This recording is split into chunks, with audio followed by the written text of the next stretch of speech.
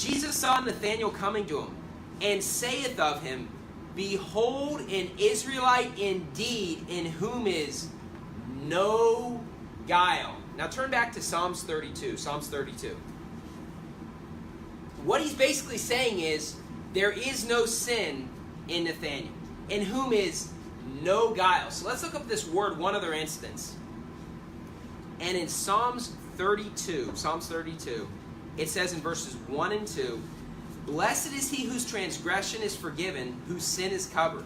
Blessed is the man unto whom the Lord imputeth not iniquity. This is talking about a saved person, and in whose spirit there is no guile. Now in John 1:47, you can turn back there.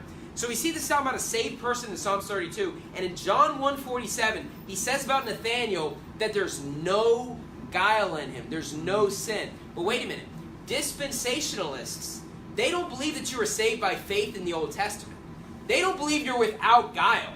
They believe that you constantly had your offerings every single week, all the time. You made your offerings all the time for your sin to make an atonement. Look, they didn't believe people were without guile in the Old Testament. But the Bible clearly says, before Jesus died on the cross, before he rose again, there's people that in them were no guile, because they got saved by faith and all their future sins were forgiven.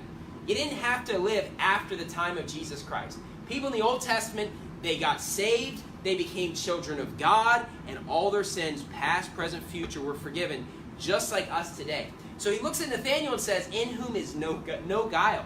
Nathanael was already saved, even though Jesus had never died on the cross. So right